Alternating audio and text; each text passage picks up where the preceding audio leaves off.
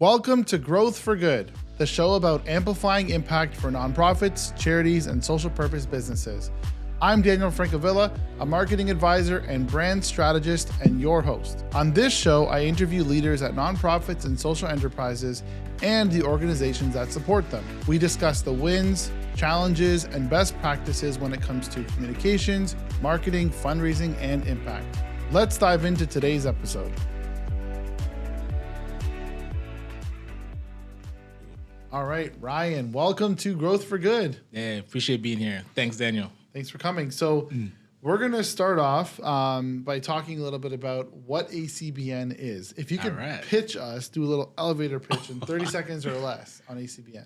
I love it. So the Afro-Caribbean Business Network was started to unite and educate entrepreneurs of African and Caribbean heritage. We really sit down with the entrepreneur, figure out what stage they're in, and then help them create a strategy to grow their companies exponentially. I love that.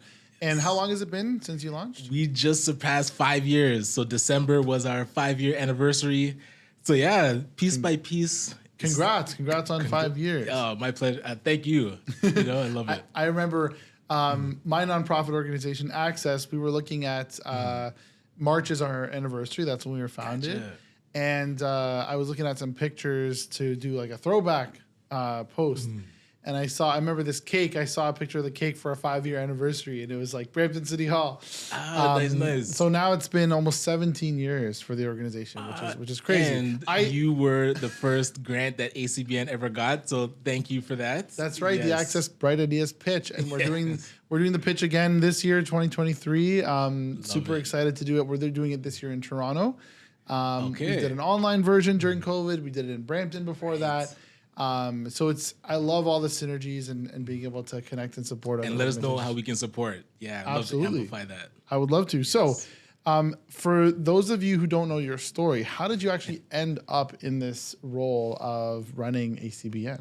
Yeah, so it did start because of my entrepreneurial journey. So I started a company called Detailing Nights. Been running it for 14 years now. Nice. But at the time, we were just hitting about 9 years, going on 10 years.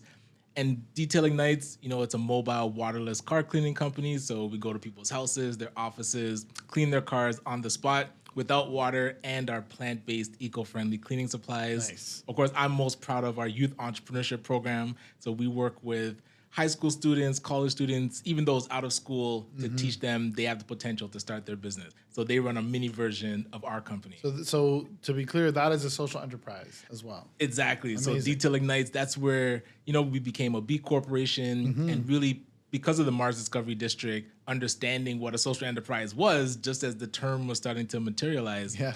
So being able to work with youth when they're graduating our programs, and even for myself as I was looking to franchise, license the company across Canada into the US. There weren't a lot of Black-focused business organizations to go to that had the mandate to scale up companies. I remember going to the Jamaican consulate and be like, I have this company. I'm Jamaican. My parents are Jamaican. I was born here. Yep. Can you help me grow the company? And they're just like, that's not what we do here. They didn't know what to do. That's completely out of scope. So, but also other organizations were out of Peel. So the Black Business Professional Association, they're in Toronto. Right. So nothing was in Brampton or Mississauga. I was in Brampton. So we said, hey, let's bring 6 entrepreneurs together. Could we create this entity that would sit down with an entrepreneur, again, figure out where they're at, and then help them grow? And thus, ACBN was born. Amazing. Yes. So you created an organization to essentially help solve the problem that you would have faced as an early stage And founder. That's the beauty of ACBN is a lot of the things that we do, it was to fill the gap that I was seeing as an entrepreneur. And really our first event that we had 5 years ago in Brampton at the Chinguzi Ski Chalet, we actually did our 5-year anniversary there, kind of nostalgia. Nice. But I realized that I, as an entrepreneur, wasn't alone in those barriers or gaps that I was facing. So when we put the call out and we had 50, 60 people show up saying like, yeah, we would love support. There's not enough support. People coming from Cambridge, from Durham, all to Brampton because there wasn't like adequate support. So we knew we were onto something. And now by being able to talk to more entrepreneurs, we're able to determine what's actually needed and build those programs. Amazing. Yeah. And I think it's important for those to know too that, usually when someone's in a startup, they'll do the phase of testing sometimes, iterating, testing, being nimble. But when you're running a charity or a nonprofit, oftentimes you just kind of put out a program to the world and that's it. And so you've kind of applied the lean startup methodology, it sounds like, to your charity, which is amazing. Yeah, and that's where, because knowing that whole methodology, I'm not in the tech space. So as I learned about it, the lean startup, you realize, the trial and error is how you actually make good decisions. Right. By just thinking you know everything and putting out something and trying to convince people that you have the best thing never works. It evolves over time. Yes. And I think that also allows you to be successful with partnerships and with funding opportunities. So tell us a little bit about some of the funding or the grants or the partnerships that ACBN has been able to achieve. Absolutely. And it's interesting because we do grant writing info sessions. It used to be every Wednesday. Now we do it once a month. But we have this funding track record. So that's where Now Creative was at the top. Is it Now that gave the grant or Access? Access. Yes. So Now was a sponsor, but yes, Access was the grant. Yep. So we go from $500 all the way down to now $1.3 million was the most that we've been able to obtain over the last 5 years, and over $2 million in grant funding. So that journey is what we teach, to say there's so much money flowing around us. We have to position ourselves in front of that flow of money. And understanding what others have done before, that was the missing piece, especially in the Black community. We don't share notes. So other organizations, I would go to them and be like, hey, I'm new. What can we do? Or what should I be doing? They would say, they give high-level generalizations, but to open up their grant that they wrote, the application, and say, here's the template, that wasn't being done. So that's kind of the wrinkle that we brought, is once we got that $1 million grant, the next month was the $1 million blueprint. It's like, listen, come and see how we did what we did. I just love to share and use my journey as that template. And that's where Detailing Nights really came in, because we started getting grants and support for that social enterprise. Right. We were able to share that with other entrepreneurs and show them how to, one, structure a social enterprise, because a lot of times they're running businesses and not even realizing that they're a social enterprise. They have the community work, they want to make a great impact, and they're running a service or selling a product, but they've never combined the two, and then so they miss out on a lot of those opportunities. So we're here to really bridge that gap. So, and again, we've got funding from city, provincial, federal, sponsorships, pitch competitions. I mean, anywhere that we qualify for funding. That's why I don't consider myself like a grant hunter. I don't consider myself a grant writer. I more consider myself a grant hunter. Just whatever's out there, let's go get it. Amazing. So congrats on the success of that too. I think appreciate that. A big part of it is actually taking a step forward and getting momentum of once you put your ideas down on paper and you've been able to budget and plan, you can then parlay that into any other ideas and grants you have. Yes. And look at the wide array of options that are out there. So for those who are listening who haven't taken their first step, clearly look at Ryan as a success story with what he's done with ACBN and with your business, Detailing Nights. Yeah, I appreciate that. So next, I want to chat a little bit about your personal brand. So your network and your brand, of course, play a role in your success and your journey as an entrepreneur, as a founder. So what role do you believe that it has played? A lot of founders take a behind the scenes approach they let the organization be the brand, or they have maybe one of their marketing person is the brand. But I believe you have done an amazing job at being the face of that. So what role would you say your personal brand has played? Oh, that's an interesting question, because I know it definitely plays a big role. And I'm a big fan of LinkedIn. I feel like it's one of the most underrated, super powered tools that we have at our disposal. Definitely. So the connection, I have over about 5,000 connections right now on LinkedIn. So that was the initial spark to say, this is what we're building. If this is of value, come and join me. Right. So it was more people that knew me to say, you know what, I do need support, or let me just go see what Ryan's talking about. And then from there, it kind of snowballed. Being the face at the beginning, you realize that your potential to run an organization at optimal level is limited. Luckily, we did have co-founders, but then bringing in a co-executive director was actually the missing link to not say, I'm running this as kind of the executive director on my own and it's Ryan's way or no way. Right. It's not to say, and have that balance of male, female, because Nicola Harris is my co-executive director. So she brings a different perspective, and then we can work together to make better decisions. and then again, bring the entire team together. So instead of having that kind of hierarchy, it's more like a circular model with ideas coming into the center. And I call that the Black singularity, where the ideas become bigger than any one person could create. So that singularity is what now we try to bring to the full ecosystem to say, how do we play our role, whatever our puzzle piece is in the node, the ecosystem, and then have all the players and the partners coming together to share ideas. Incredible. And I think what's great about that too is, again, back to what you were saying earlier about the grants is spreading the wealth, right? You're not concentrating it all on one person. That being said, leading up to the launch of ACBN, you had some type of online presence, some type of reputation in order to be able to leverage that, right? So what did you do, I guess, in your entrepreneurship days, like earlier on too, to kind of build up that personal brand presence? Yeah, I mean, I'm a bit old school. I'm like the 90s, 2000s. So the company started in 2009, but we used to do a lot of door-to-door marketing and a lot of networking events. So being part of something like BNI, which is the, Business Network International, I think it stands for, where it's like weekly meetings to network, being on LinkedIn early, being on Twitter early, like things like that to really get the brand awareness out and then staying consistent.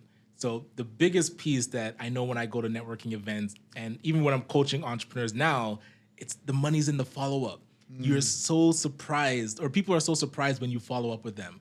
And they react different because a lot of times they'll give their business card and people don't follow up. So when you're that person that sends a follow-up email, adds them to LinkedIn, sends a message, books a breakfast, says, listen, how can we work together? You put yourself in a different category in their relationship world. So that's one piece that I think I did very well, is to say anybody that I met, and I wasn't always selling like, hey, get your car cleaned. So the car cleaning is one thing, but then building a relationship, because eventually your car will get dirty. So you'll know I'm here. But in between that time, just loving to find out what people are working on and how I can support. Exactly. I love that. And that's kind of that important personal branding piece of, building relationships is genuinely, right? Because even if, like you said, maybe they don't even drive a car, right? They live downtown, they don't have a car or something, but they can refer people to you, right? Like that's 100%. Another huge important factor of this too, is your personal brand is your reputation. If they trust you, they will easily refer someone to you. And what makes a person refer? Like they have to have some sort of relationship with you. Right. If they're just saying like, oh, that guy cleans cars, go use him, it doesn't hit as well.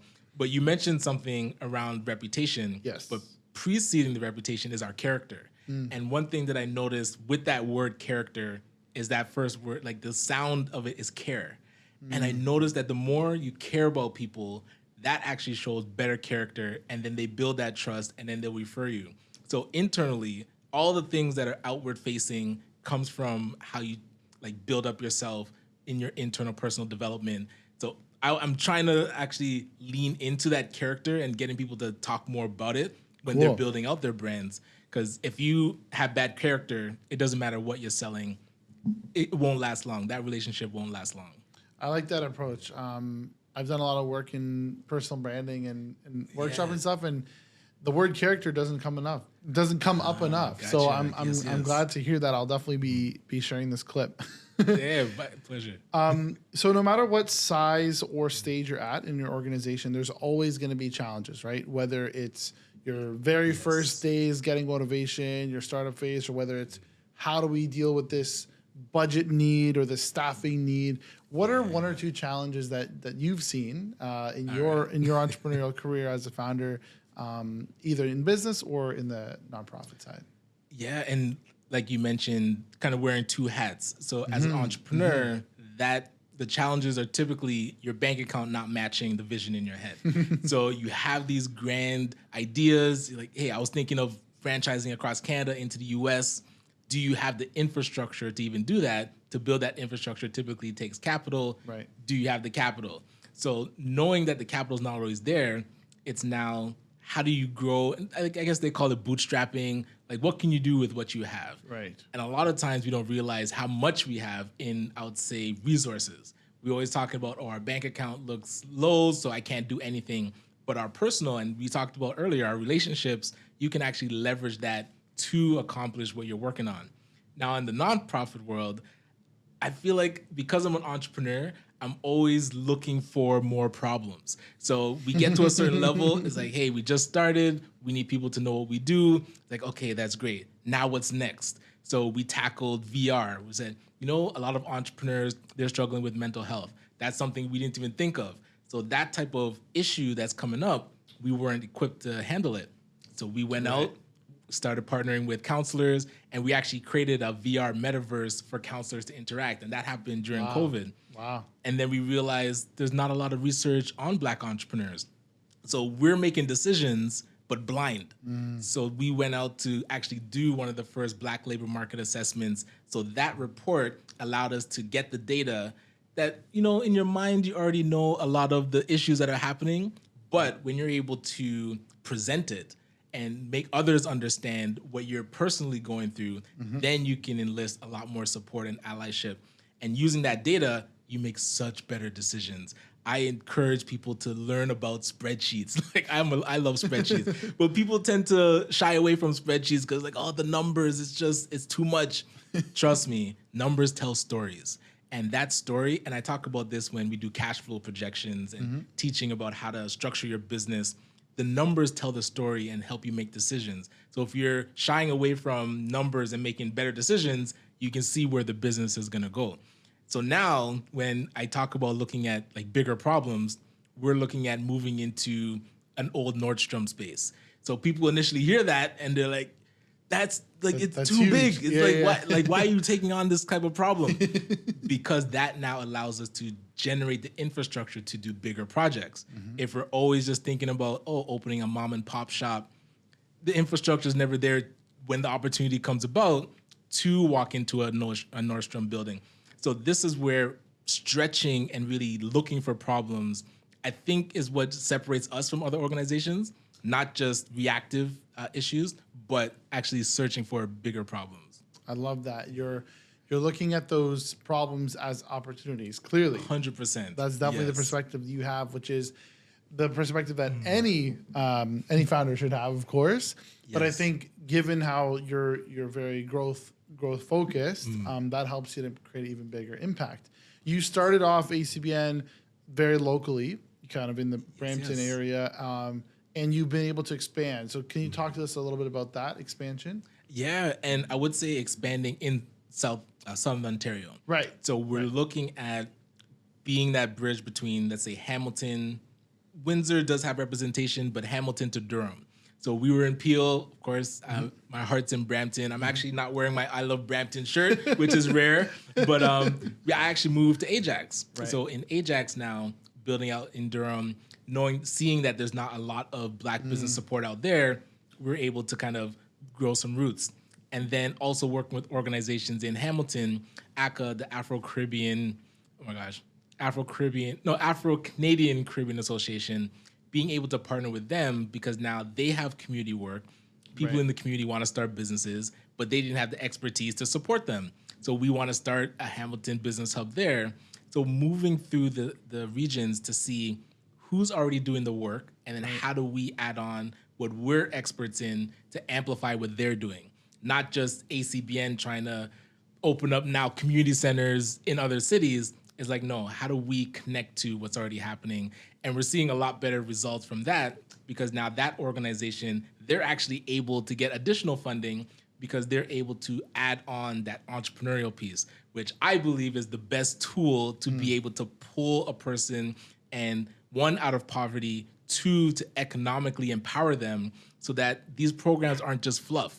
It's actually empowering the community, and entrepreneurship's the best tool to do that I've seen, and research is backing it up too. I love that. That's very powerful. That also speaks to the world of social enterprise, right? And 100%. using business to solve the world's biggest problems. I think that's the tagline of B corporations, right? There you go. Yes. Yeah. For those who don't know, what is a B Corp, and you decided to become a B Corp at Detailing Nights, right? Yeah. So the B Corp is done through B Lab. B Lab, and B Lab, they do assessments of those that deem themselves social enterprises. So you go through full assessment. I believe it's out of 200 points. The first time I did it, you had to get over 80 And I think they upped it to 110. But being able to go through that assessment and understand what is your environmental impact, what is your community impact. That was the first time I learned about a living wage. And thankfully, we were already paying above a living wage, but it helped us to be purposeful to make sure, hey, we actually need to increase it because you don't want somebody just at the bare minimum.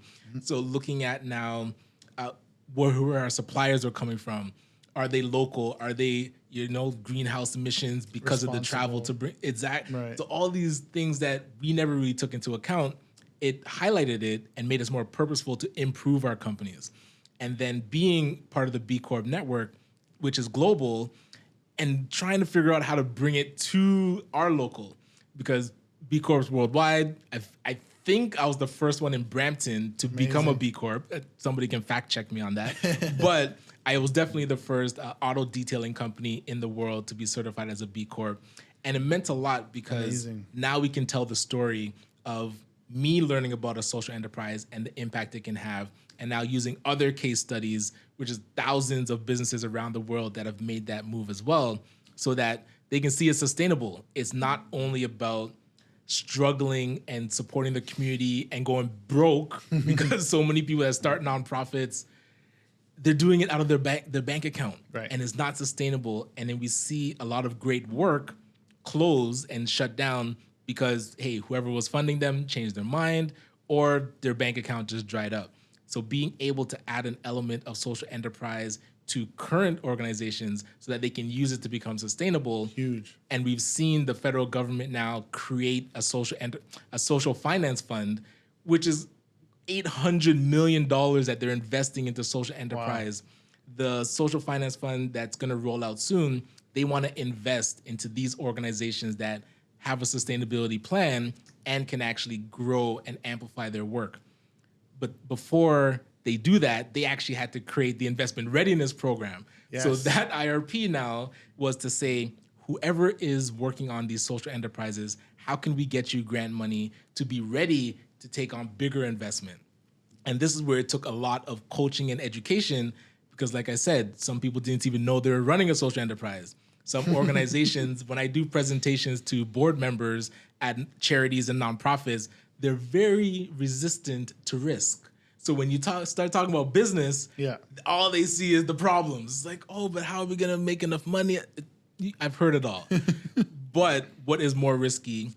Which is more risky? Having an attempt at a business that can possibly create enough revenue that can now, it doesn't have to fully replace the fundraising that you're doing, but it can reduce the strain on your team. And I've been to those fundraising conferences and the teams are stressed. So it alleviates the stress. Or relying on all those eggs in one basket. The government's interested in youth this year. The government switches. Now they're interested in seniors and your funding's gone. And I literally saw that happen with an organization that was doing amazing work. Right. And you get the email, we're closing our doors because our funding dried up. That pains. Instead of being able to work with that org to say, what can you do to generate revenue and start a social enterprise? Amazing. Yeah. That ties into the sustainability piece and not being reliant on one source. I love that. I love the bridge between social enterprise and nonprofit. And I think even in Canada, there isn't necessarily a legal structure for a nonprofit anyway. So you are either a nonprofit or your business, right? Yes. So that's really great. And for those listeners on Growth for Good, you can also listen to the episode with the founder of the Center for Social Innovation, right? Oh, nice, yes. And she's been at it for nearly 2 decades and really paved the way for social enterprise. And created a blueprint. Yes, exactly. Something that we can follow. And she's done so much advocacy work. And now, I think with what you're doing is it sounds like you're informing entrepreneurs that this is actually an option. This is a path they can take, right? And a lot more support now. Right. When 2013 is when we did the Impact 8 with Mars Discovery District, where they just added that element of social enterprise. That was the only support back then. And now we have the Social Finance Fund. We have the Investment Readiness Program. We have funding that's flowing and a lot more organizations that are partnered with the government to produce it. So you can go, like anywhere that you're at in Canada, you're going to be able to connect with somewhere that can support you. So you're not on this journey. One, the entrepreneurship journey is lonely. And then two, doing the work in the community is difficult. So you're telling a person to do both. So now if they're on their own doing both, that's where a lot of times initially social enterprises would fail because they're operating at a loss and not realizing that they're operating at a loss. So every week or every month, the bank account's empty. They know they made money, but the social cost wasn't accounted for because it takes a bit more time if you're working with a segment of the population that has difficulty finding employment and you're now opening your doors to them, but they need wraparound supports that typically the founder would be doing. That's a cost, but you're not accounting for it. Right. That's where businesses, those initial social enterprises typically fail, or they need these grants to stay afloat. So every year you're still looking for money just to keep the doors open. So yeah, you become too reliant on it. Exactly. Yes. I love that. Switching gears to the marketing and communications side. So of course you talked about how you need to showcase your impact and tell those stories and capture those stories.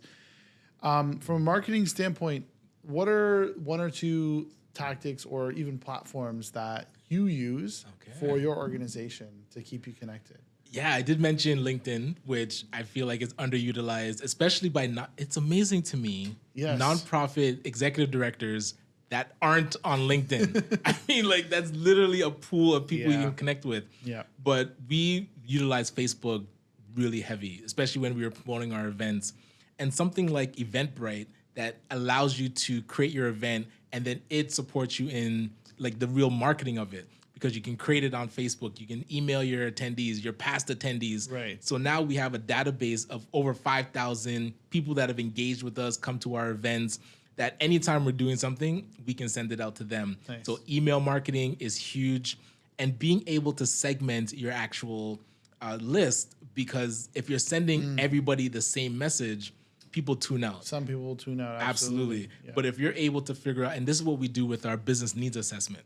So you come to our website, you fill out our form that really talks about what you need. So if a person needs help with marketing and capital, typically if you're sending out a blast about marketing, the person that only checked off capital, they're like, oh, I don't need help with that. I needed money. But then the person that said capital, if you send out everything about money, money, money, and then the others that are like, I just need help with my marketing. So when you segment them, now capital, you talk to them, and marketing or grants, everything is segmented. Yeah. And eventually, like every so often you send out the mass one, but being able to really survey your audience to say, okay, now we know what you're interested in. Let's dig deeper. Capital. What type of capital? Are you only looking for grants, or are you open to microloans? Are you open to investment? Are you open to sponsorship? Have you created a way for people to actually engage with what you're doing? So, and then when we talk about loans, ACBN, we saw a gap there. So we're like, okay, let us create. And this is where, because people kept saying, the programs that are created, we don't need 250,000. We just need 5,000. You created a microloan program, right? So in partnership with Alterna Savings. Right. So shout out to Susan Henry. I love you. Being able to work with that financial institution and see, okay, the government's going to support 25,000 and up to 250,000 with their Black Entrepreneurship Loan Program. The gap was between 0 to 25. We went to Alterna, and Susan had been mentioning, listen, you should think about starting your own microloan program, because Ryan Knight has been a beneficiary of microloan programs through, shout out to Access Community Capital Fund, shout out to Rise Asset Development, being able to support me with Detailing Nights on that journey. And it's surreal because now I'm on the other side. I was on the side as an entrepreneur, struggling. Hey, the credit's not amazing. And then somebody's saying, yes, we will help you. And then help my business grow. Now on the other side, engaging with entrepreneurs that need that same support. And we're able to say yes, even though the bank said no because your credit isn't spectacular, we still have an option for you. So being able to really grow that and support more entrepreneurs is a big piece of what we do going forward. Love that. And so back to the marketing tactics question, it sounds like you have a very kind of engaged and fragmented, or not fragmented, engaged and segmented email community, which is awesome. You have Facebook. And then also, I noticed you have a WhatsApp distribution as well. So, Oh, yes. So for those organizations, Underutilized another platform. I was going to say, for people who have never considered that for their organization, what is it that you do with WhatsApp? Yeah, just being able to create lists of people interested in specific things. Right. So those that are interested in what ACBN does, I have that ACBN list. So when our events are happening, it's like 500 people that get the message. I have Black fathers that I'm connected with. When something's happening around fatherhood, boom, I can send that to them. And then, like I was saying before, sometimes people that might be interested in ACBN or they're not interested, they're still interested in fatherhood stuff. Right. So if you're only sending them stuff that they're not interested, your number gets blocked. They're like, listen, go unsubscribe. you're not sending me stuff that I'm interested in. So WhatsApp is a great tool that lets you segment and create these lists. 250 is the max, so you do need to create multiple groups if you have a lot of people. But having those labels so that you know what people are interested in. Cool. So when something happens, you go to that group and send them the message. So yeah, WhatsApp, I don't think a lot of people utilize that as well as they could. That's incredible. I think you're probably the only guest who has mentioned WhatsApp. Okay. And I think that's why I wanted to ask you about it because, I'm on one of the lists and I find out about stuff directly that I would have missed on social media, for example. Yes. Right. Or sometimes you don't get to open an email because your email's swamped. Yes. And then even within the email, stuff can be hidden in there, right? Like there's a lot of content sometimes in different newsletters. And so that WhatsApp, here's this direct thing you need to know about, or we're going live with this it's session. happening now, yeah. Exactly. People, like a reminder. More timely alerts that people need for sure. So definitely a great tactic that you guys are using. Whether you've learned from experience, Ryan, or on the job, or whether you've got training or workshops or not, what are some first of all, what are some things that you did to inform yourself to be in the role you're at today? And then what are some recommendations for those starting out? Because I am not of the nonprofit world. Yeah. So coming into it, really humbling myself to say, I need to learn. And a lady that did help me on this journey, Rosemary Powell from the Toronto Community Benefits Network, an amazing human being. She was supporting me when I was running detailing nights and saying, she was working at Skills for Change at the time, really supported me with the work that we were doing with youth. And so when she shifted to TCBN and then I was starting ACBN, I was able to lean on her to really learn about what does it take to run and be an executive director, really. Because that wasn't even my title when I started ACBN. I was just like, I am just of ACB, like I'm just here. You're the guy. Yeah. But there's structure and protocol that does help with creating a proper container to be able to be trusted with resources. Right. That was something that I didn't realize was as important because I wasn't in the nonprofit world. So when funders are looking for people, actually when they're looking for things to get done, they then turn to those that have infrastructure.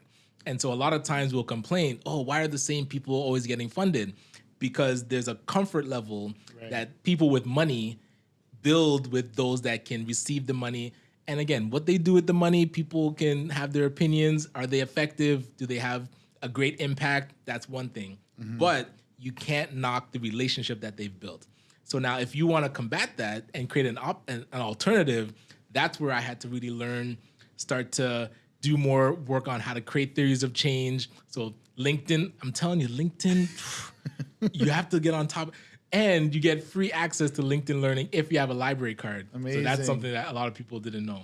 Wow. So now tapping into those courses, learning about creating financial structures for nonprofits, because typically I'd only be creating it for the business. There's a different element to it when you're doing it for your nonprofit. So learning about that, learning about high-level grant applications.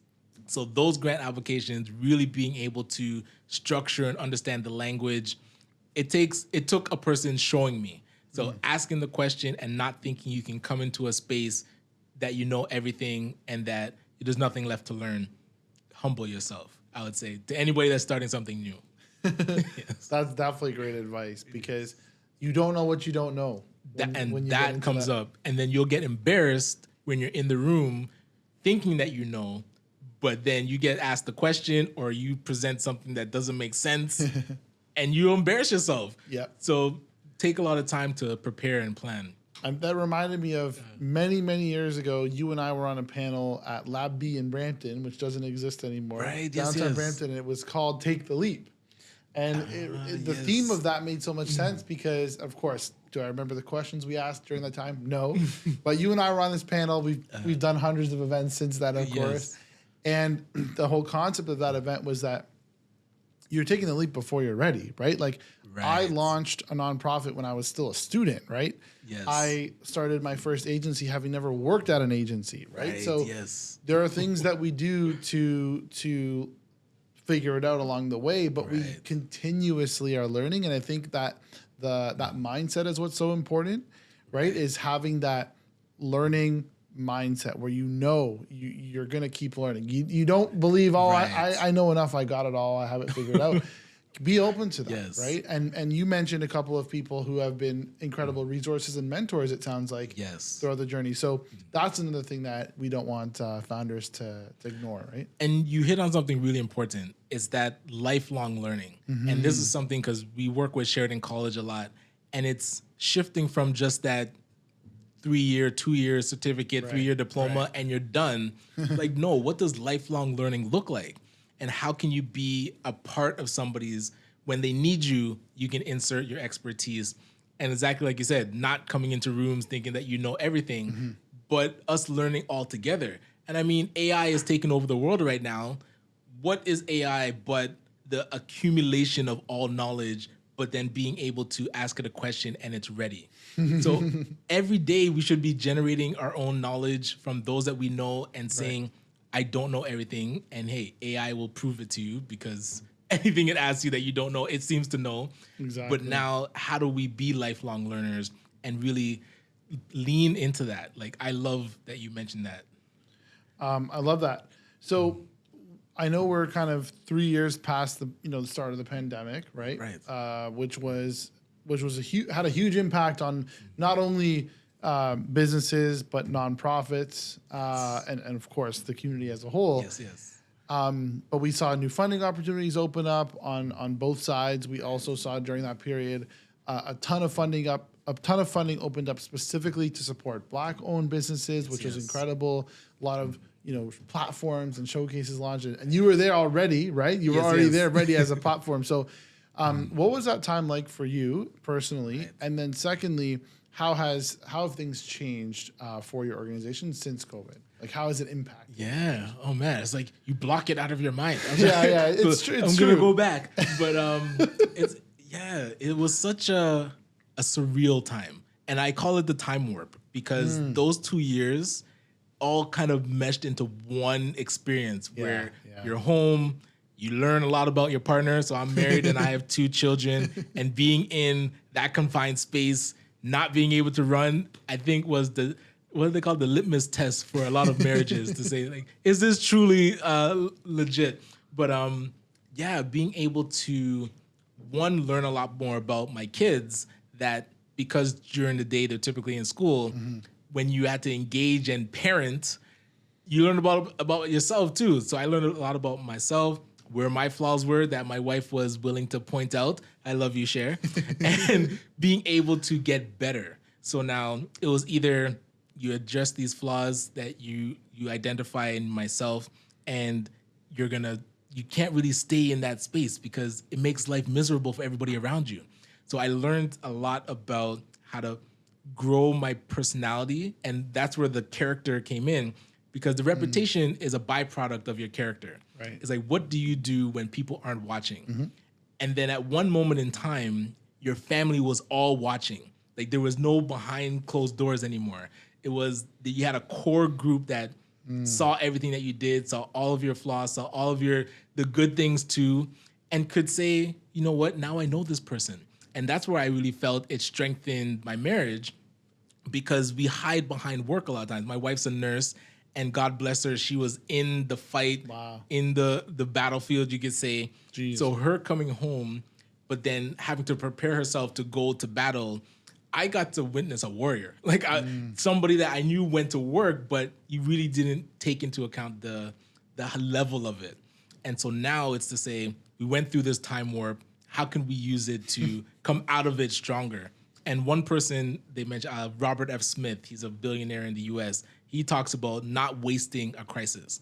So now the crisis hits, those that crumbled, hey, some couldn't make it through, but also how do we look at it and find the opportunity? Because the shift to online, if you didn't embrace that, now when AI hit, you're like 10 steps behind. So if those that embrace technology, when AI is coming on the scene, people are like, they're ready. There's like, yo, how do I integrate this into everything that I do? Right. Instead of look at schools, they went to online learning, didn't really grow great. Now AI comes on the scene. Our students are just it's like a weird paradox universe that we are not prepared for, yet technology keeps going. So if we're not going to embrace how technology is like seamless into our lives, we're going to be way behind. They call it the fourth industrial revolution. How do we I feel like we have to catch up, and then we have to get ahead of this trend to see where could it take us and how do we actually steer it instead of just holding on for dear life wherever it's going to take us, you know? I love that answer. You touched on so many different things like home life, the future of technology, and how industry is going. As we wrap up, I wanted to ask you a couple more questions. First one is, you must do a lot of learning, as we talked about. You're a lifelong learner. What are some resources, whether it's like a book, a newsletter, a blog, a podcast that you turn to that you could recommend to founders and leaders? Oh boy. I was a big fan of Tim Ferriss's his interviews. I guess it was a blog, but those interviews, there's I think over 300, maybe even more now. You can find topics and the top of the level expert in that topic. Tim Ferriss is probably interviewed. Yes. So just look through and say like, yo, I'm interested in neuroscience. I'm interested in marketing, like bringing on amazing people that have built those types of companies. So that's one piece. Yeah. Again, I mentioned earlier, LinkedIn Learning. Lean into these resources that are around. We have people willing to teach, have put their content on websites that you can access for free. YouTube, that University of YouTube is there.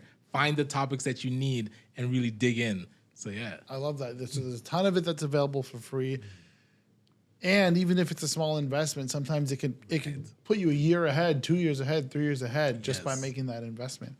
And quickly, two books. The E-Myth by Michael E. Gerber. I really love how he structured treating your business as a franchise so that you have systems and processes.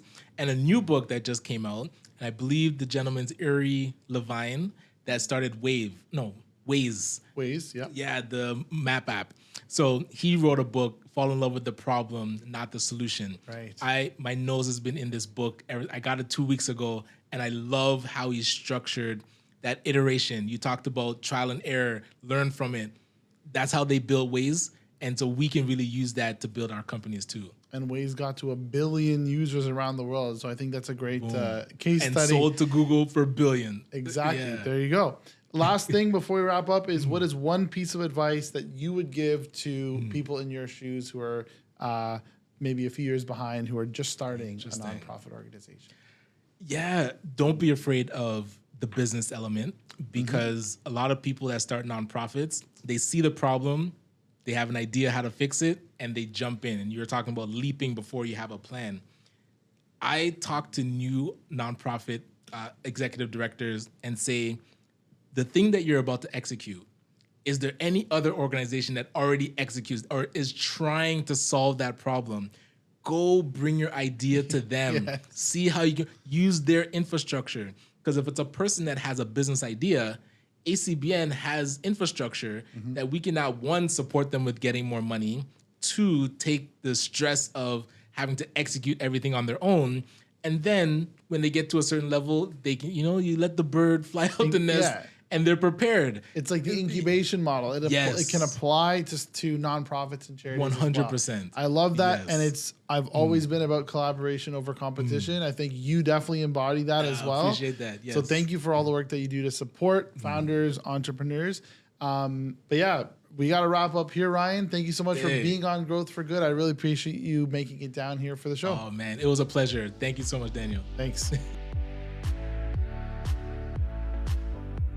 Thank you for listening to this episode of Growth for Good.